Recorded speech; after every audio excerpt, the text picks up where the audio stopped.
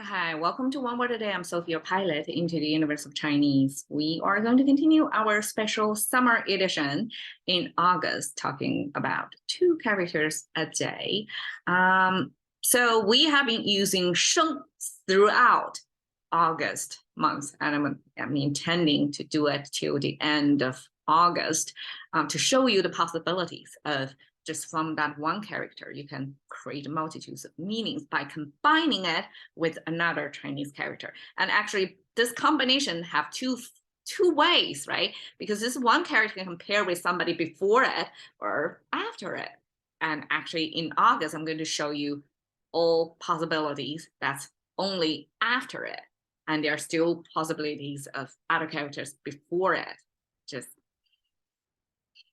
possibilities are endless. Okay, so sheng came from this plant symbol growing on top of soil. Not go into detail to that. You can check out the earlier videos about this. So today we have its pairing with yi, and yi actually was one of the episodes. I believe it's July 2nd. I talked about yi as an intent, because intent came from this music of heart. And that's how Chinese poetically express the sense of intent. It's the music of your heart. That's what you want to do. That's from you flowing out of your heart. Okay. So this music came from, well, a few episodes ago, we talked about this yan without the horizontal line in the box. The whole thing means yan. Okay, it made up of the tongue symbol plus 2 horizontal lines. So this tongue made up with the mouth symbol and a pointer of entering the mouth, and then with this concave shape going on this vertical line, intersect that, it's an indicator, it's a pointer to say, okay, that is what we're talking about. So instead of entering, it means inside. So inside the mouth, and that's the spatial definition of where the tongue is, because the tongue is hard to visualize, right? It's changing shape all the time. So how can you depict a tongue? So instead of visually representing a tongue, we spatially representing. We just pointer, like point something inside the mouth. That's the tongue. And so we have the tongue, and then 2 horizontal lines. We can extend it to metaphysical, like heaven and earth, 2 horizontal lines, and we are somewhere in between. 2, like a simple physics of the first bar is the closer in time and space to you, and then it's going to diminish over time and space. So further away or later, you won't be able to hear it. It's diminishing, it's disappearing all the time. So this 2-bar thing symbolizing this sound traveling through time and space. And then we have the mouth. Mouth is part of the composition of tongue. So we do, like when we see the tongue, we see the mouth at the same time. So we have mouth, tongue, the organs to produce the sound, and the result of the sound bites, visualize it for you. And then this horizontal line means something sweet. Okay, this flavor is probably universally appealing to all humans. I guess we're genetically, some scholars talked about this a lot.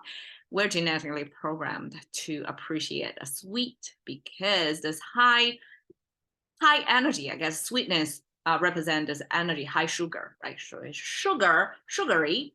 So it's a energy reserve in the original society that we evoluted from.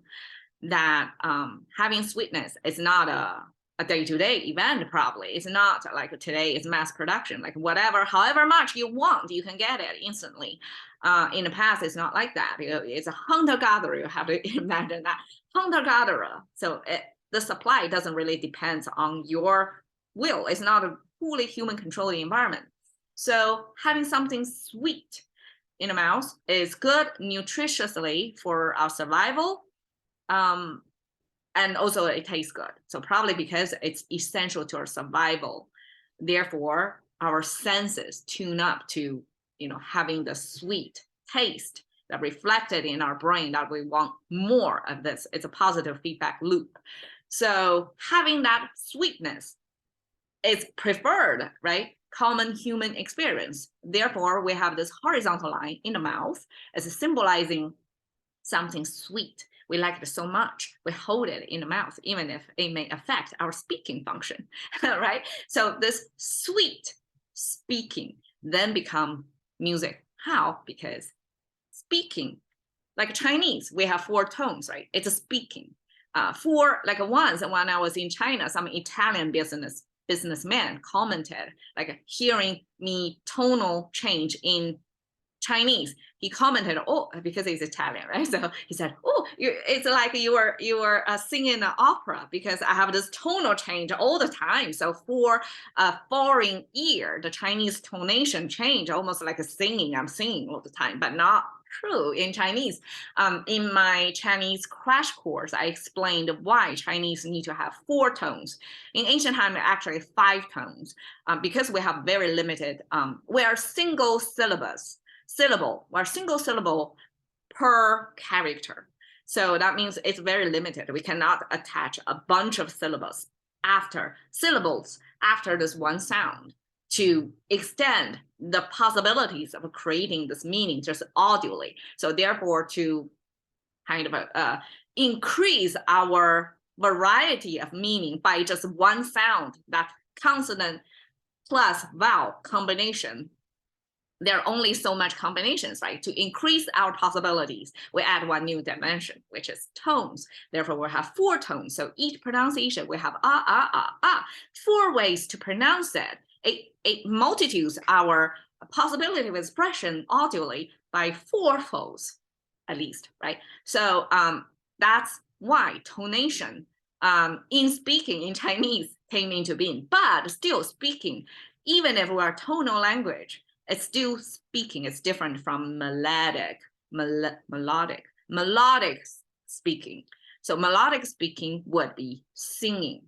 So intentionally plug in the tunes of it over the lyrics. Lyrics is like speaking, right? So you're speaking with melody, and then this vocal music then becomes extended to any kind of music, which basically it's just instrumental versus vocal, right? 2 major ways of creating music.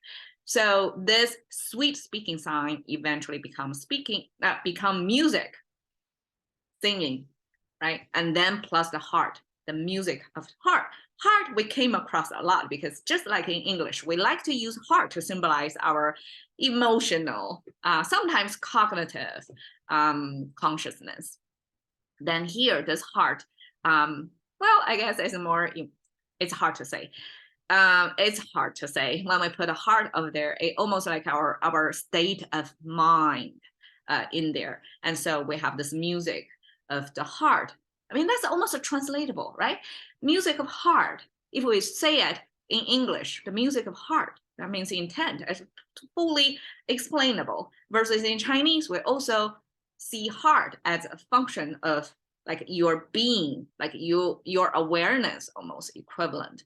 So the music of your awareness means that's what's singing, like your own tune, right? You're marching to your own band, so to speak. So that's your intent. And interestingly, Chinese combine this life, which basically means like lifetime, like your life's endeavor, intent. In English, we say life intent, it almost sounds like the goal of life, the mission, the calling of your life, right? But when 生意 combined together, corresponding to contemporary English, it actually is a mundane word. It means business. I mean, business, because probably in contemporary, it's so easy to start and close a business. People don't really tie a lifetime effort or your whole intent of life into a business anymore. But that's how Chinese treated in translation. 生意 means it's your intent. It's what you intend to do in your life, basically. That's your business. And I think that's a very nice a poetic way of Chinese to say, like, you're doing your business is not just a job, it's like a considered career, right? So it's similar to that sense that it's beyond just your day-to-day clock in to do something. It's your intent. Put your intention in there, and that whatever you put your intention in there in your life, that's your business. All right, catching the currency of thinking by one word a day. See you another day.